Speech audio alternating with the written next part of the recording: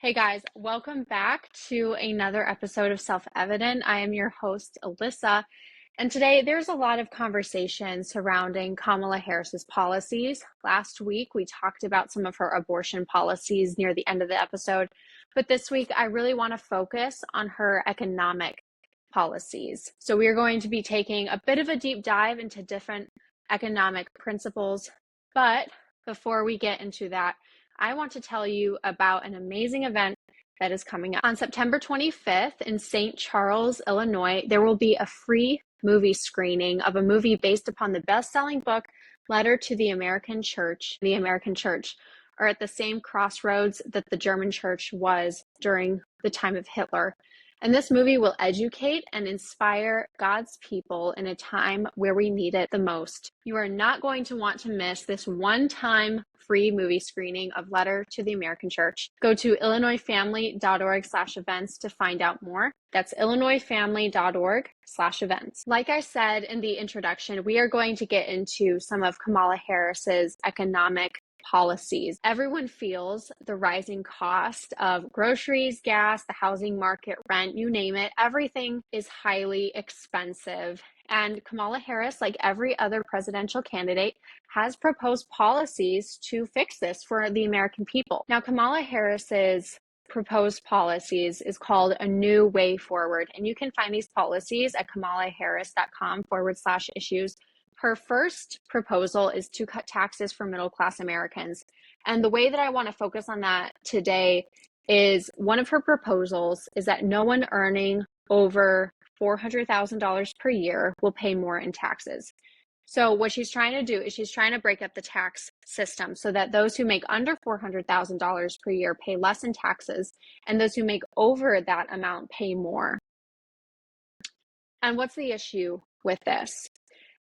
Economically, there's a lot that I can go into on why this is an issue, but basically, I want to stick to one key principle, and that is this, that it is the wealthy that actually help the middle class and the poor, because it is those who own wealthy businesses. It's those people that can afford to have employees, to pay those employees well, to give those employees good benefits. And so what this tax bracket system would do is it would actually penalize people for making more money.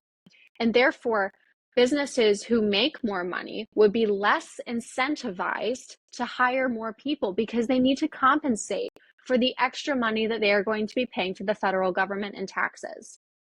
And that's the issue I want to hone in on here, because like I said, there's a lot that I can say. There's a lot of economic mud that we can go into, but for your sake, I don't want to go into all of that today.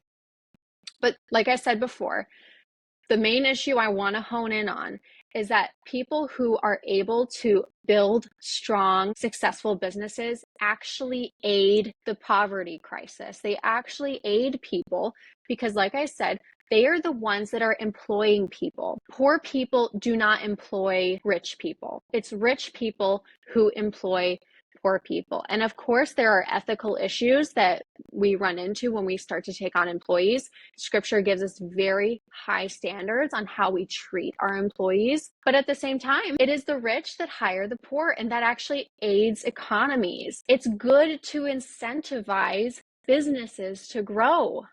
It's good to incentivize businesses to make more money and to have more capital and to have more profit, because it aids people who struggle in getting better jobs and getting better benefits. These things are good. These things help our economies grow. So Kamala Harris's policy penalizing people, that's essentially what this is. It's not fair. There isn't a fair percentage across the board. She is taking percentages away from people who make less and giving them to people who make more. She's actually penalizing big businesses from hiring more employees, from giving better benefits. These policies, these economic policies, have very real impact on the poor that she claims she wants to help. And I just want that to sink in, that whenever someone says that this is going to help the economy in some way, I really want you to critically think through the policy.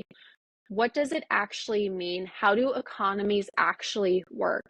And across the board in healthy economies, what we see is that we see businesses that are actually incentivized by fair government treatment of becoming more and more wealthy because it aids people who are in poverty. It aids the middle class. So that is the issue with this particular economic policy.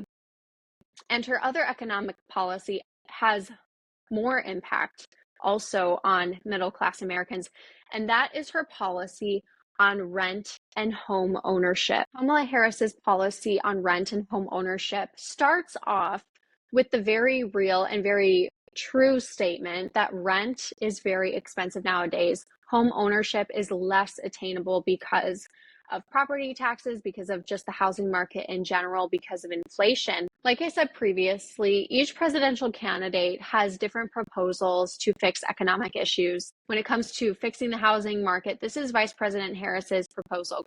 Vice President Harris has put forward a comprehensive plan to build 3 million more rental units and homes that are affordable to end the national housing supply crisis in her first term. All right, now at the outset, this might look positive that, oh, we're just going to be building more homes.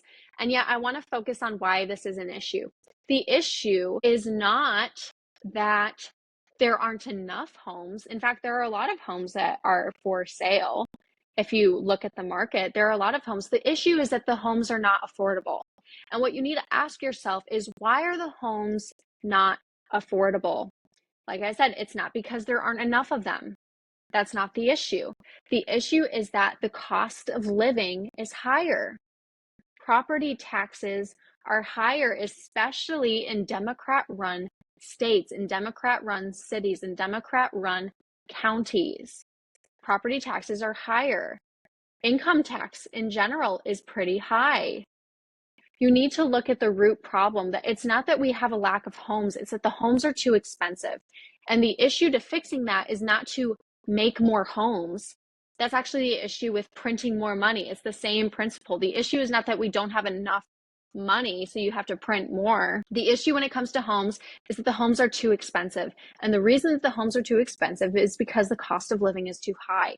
And when we look at the cost of living, a lot of our money goes to federal taxes. A lot of our money goes to federal spending. So the issue, Kamala, is not that we have too few apartments available or too few homes available. It's that we are being taxed too much. That's the issue. So creating more homes, more apartments is not going to fix anything because the cost of living has not changed at all. In addition to this, quote, Vice President Harris will provide first-time home buyers with up to $25,000 to help them with their down payments, with more generous support for first-generation homeowners. Now, why is this an issue? At the outset, great, free money. But no, this is actually a very, very big issue, because you could have a first-generation home buyer who makes over $500,000, and yet their parents were maybe immigrants and never purchased a home, and yet they're being given $25,000. And then you have a family that makes maybe $60,000 a year, and yet their parents have homes, and they're not first-time home buyers, so they don't get this money. So now you're taking money out of the pocket of the people that are struggling to get by and putting money in the pocket of people that can afford to buy a home without government assistance. This isn't an equal shot for people who are trying to buy homes. And in addition to this, who is paying for this? $25,000 for each new home buyer. Who is paying for this? It's the taxpayers. Whenever there is a promise of government assistance, it's always the taxpayers that bear the brunt of that. Always, every time. That is where the government gets their money. They get it from our taxes. And so when this policy is implemented, do you think that your taxes are going to go up or go down? Going back to the housing crisis that we're facing and rent being really high, do you actually think that just building more homes is going to fix this? Because if we have this $25,000 per new homeowner implemented, that is going to necessitate that our taxes are higher. Our cost of living is going to rise, and we're still going to be facing the same housing crisis that we're in right now. When it comes to these policies, you really need to critically think, who is paying for this? What does this actually mean? What will this actually do? Paul Muller, a senior research fellow at the American Institute for Economic Research, made a really important note when it comes to these policies. Quote, When you subsidize people's ability to buy things, whether that's higher education or healthcare, and when we give people money in the form of loans or grants or scholarships to do that, what it does is boost demand. And so what we see over time in both of those areas is rising cost. The cost of higher education has grown much faster than everything else in the economy. The rate of increase for healthcare has increased very rapidly. And so this $25,000 credit for first-time homebuyers, while it sounds nice, it's actually going to continue to put upward pressure on the price of housing overall, end quote. The $25,000 tax credit to first-time homebuyers is not going to fix anything, to summarize Mueller's point. It's actually going to make the housing market crisis worse, because what you're going to have to do is you're going to have to raise taxes in order to implement this. And people are going to be facing the same issue that they have already. This is going to make inflation worse. Like I said previously, this is going to make the cost of living higher. And so this proposal is actually going to make the housing market worse, not better. And when we look at Kamala Harris's policies on both the housing market and rent and the cost of living in general, her policies are going to make those realities for middle-class Americans worse, not better. In the next half, I want to briefly cover her economic policies on small businesses and healthcare. But before I get into that, I want to tell you about an upcoming event next year in March. Marriage and family is under attack in our nation and in our states, which is why the 2025 Worldview Conference is focusing on the high calling of marriage and family. And this upcoming event, we are featuring Dr. Brad Wilcox and Scott Phelps. Dr. Brad Wilcox is the professor of sociology and director of the National Marriage Project at the University of Virginia. Scott Phelps is the founder and executive director of the Abstinence and Marriage Education Partnership. And their sessions that are going to be included in this event are going to be very encouraging for us as we get back to what Scripture says about marriage and family, the high calling that it is, and what we as a culture can do to change the tides. You are not going to want to miss the event. It is $15 per person. Go to illinoisfamily.org/events to find out more and register. That's illinoisfamily.org/events. Like I said in the last half, this half I want to get into Kamala Harris's economic policies on small business and healthcare. And like I said previously, these are really, really big topics that I could do a series on each one of her policies. But for sake of time and energy, I'm going to briefly discuss them. Kamala Harris's New Way Forward economic policies includes a statement on dedication to small businesses. And it reads like this, quote, "She," that is Kamala Harris, "has led the Biden-Harris administration's efforts to increase access to capital for small businesses and bring venture capital to parts of middle America that have for too long been overlooked, driving a record 19 million new business applications, tripling the Small Business Administration's lending to Black-owned businesses, and more than doubling small dollar lending to Latino and women-owned businesses. She has also championed expanding federal contracts for minority-owned small businesses." I highlighted one word while I read that, and that was the word lending. Again, whenever we look at economic policies, we need to ask the question, what does it actually mean? What does it actually do? And more than that, who is paying for it? At the end of the day, you, taxpayer, are paying for these things. She is using your taxpayer dollars. And when we look at the best interest of a free market society, what we see is that in a free market, the market dictates the success of a business.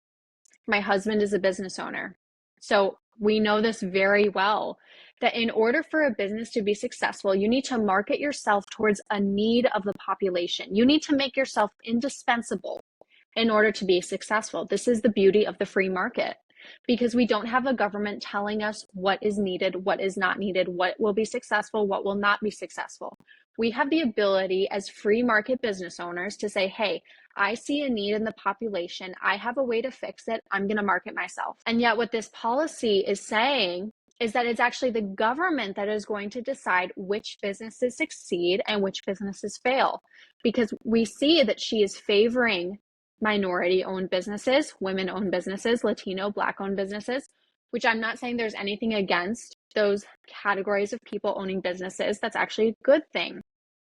However, you cannot have a free market society and a government that is favoring a certain market. It doesn't work well. In addition to this, like I said previously, it is the government that is lending these businesses money to be successful. So she is using your taxpayer dollars to fund the success of businesses that maybe a free market wouldn't want. Maybe these businesses, if they were left up to the population, would not succeed because they don't provide a certain product or necessity that the population at large would want. And that's a good thing. Those are good things about a market, because it gives businesses freedom to decide and see, what does the population actually want? What would be best for me to market? And so when you have a government that is determining which businesses will receive federal aid, like I said previously, number one, it's not the government that is giving them the money, it's the taxpayer. And number two, it's very unhealthy for a free market. It's actually very dangerous for a free market to have the government stepping in and deciding which businesses receive better success. And so if you want, as a business owner, your business to succeed, it is in your best interest to oppose policies that propose the idea of government intervention in the market. It is in your best interest to oppose taxpayer-funded projects to promote different businesses. It is in your best interest to allow the population to be the free market. That is in your best interest as a business owner. And so Kamala Harris's policy, while it promises prosperity, is not going to deliver on that promise. All right, the last policy that I want to get into, and like I said, I'm trying to keep this as brief and simple as possible because these issues are very deep issues. And like I said, I can do an entire series on each one of these. But like I said, for sake of time and energy, I'm just discussing these briefly. The last one I want to discuss is her policy on healthcare. All right. She promises, Kamala Harris does, to bring down the cost of drugs and healthcare in general. Quote, just as she did as vice president, she will take on big pharma to lower drug prices and cap insulin costs, not just for seniors, but for all Americans. And I want to focus on the language of capping insulin cost. If you follow us on social media at illinoisfamily.org or Self Evident Podcast, you will have seen that I did a video on price capping, because price capping is something that Kamala Harris has promised for grocery prices as well. So for example, I want to tell you how this actually works out in economics. Let's say the price cap on a pound of potatoes is 50 cents. Now, potatoes can only be sold at maximum 50 cents per pound, which means that potatoes, sure, are going to be cheaper to afford, which means that more and more people are going to have a demand for potatoes. However, the farmer that farms the potatoes still has the same amount of taxes, still has the same amount of property taxes, still has the same amount of income tax. So there's more demand on the farmer to produce more potatoes, but he cannot afford to buy more plots of land to farm more potatoes. So what does that cause? That causes a food shortage. And this practice of price capping has been practiced in socialist countries like Venezuela, like North Korea, like China. And it does not go well. If you look at their food economy, they struggle a lot, especially Venezuela. And so whenever you see promise of a price cap, your red flags and your warning signs should be blaring. That price capping anything harms the free market. So she's promising price caps on insulin costs. She's also promising, quote, making affordable health care a right, not a privilege, by expanding and strengthening the Affordable Care Act. What this Affordable Care Act did is it, for example, made more screenings covered by your insurance, etc. This was Obamacare, and it was implemented in 2010. And yet it did not deliver on its promises. It promised more affordable healthcare, but what people actually found, that because there was more coverage on different items in healthcare, their premium cost for their coverage plan went up. Healthcare did not decrease, it increased. In addition to this, taxes were actually raised during this period to compensate for how expensive it was to implement Obamacare or the Affordable Care Act. So what we found was Obamacare or the Affordable Care Act, it promised lower healthcare, but what did we find? No, premiums went up, healthcare went up, taxes went up, cost of living went up. So when Trump took office in 2016 and he eliminated the Affordable Care Act, what we actually saw was taxes went down, was the cost of coverage went down. And so Kamala Harris, your warning bells should be going off, is promising to re-implement Obamacare that has already failed. It had 6 years to be tried and it failed. It failed to deliver on its promises. It failed the American people. People ran into a lot of issue with their coverage in general. Seniors especially ran into a lot of issues with their coverage under the Affordable Care Act. And like I said already, whenever you have someone promising a specific policy that is going to make the economy better, that is going to make your cost of living lighter, that is going to make your quality of life better, you really need to stop and think, what does this policy actually say behind all the flowery language, behind all the promises, and what will it actually do? In addition to this, who is paying for it? When the Affordable Care Act was implemented, you, taxpayer, had to bear the brunt of that because they had to raise taxes to cover the cost of the premiums. Taxpayers always bear the brunt of government spending policies. And all of Kamala Harris's policies, I hope you've seen this throughout this episode, all of her policies center around the idea of government spending, taxpayer spending, higher taxes, higher cost of living. Kamala Harris's economic policies are not going to make your cost of living lower. They are not going to make your quality of life better. They are not going to make you better able to afford a home or afford rent. They are not going to make it better able to afford groceries or gas. In fact, her policies are going to do the exact opposite. And so I hope that throughout this episode, you have been able to see very briefly, again, I could go on and on about each dissection and each little thing in these policies that is incorrect. But I hope you see the big picture that Kamala Harris's policies promise prosperity and yet they equal government spending. They equal taxpayer spending. What we need as an economy, we need policies that promote small businesses. We need policies that incentivize businesses to employ more people. We need incentivized action. We need lower taxes. We need lower cost of living.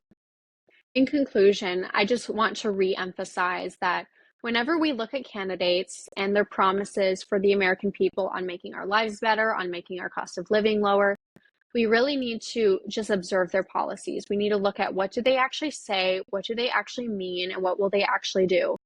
And when we look at Kamala Harris's proposed policies on better economic freedom, better economic prosperity, what we see is that she promises prosperity, but it's actually going to make us more impoverished. It's going to make our cost of living higher. Our taxes are going to be raised. Houses are still going to be really expensive. Groceries are still going to be expensive. Gas is still going to be expensive.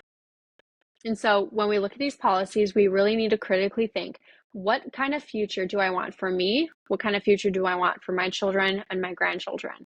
And me personally, I want a future where cost of living is lower. I want lower taxes. I want more financial freedom with my family. And so I hope that you're able to see that this election and that this episode was really enlightening and really helpful for you to be able to think through these promises that the Harris administration is proposing. All right, guys, thank you so much for listening to this episode. And until next time, let us firmly rely on the protection of divine providence. This is self-evident.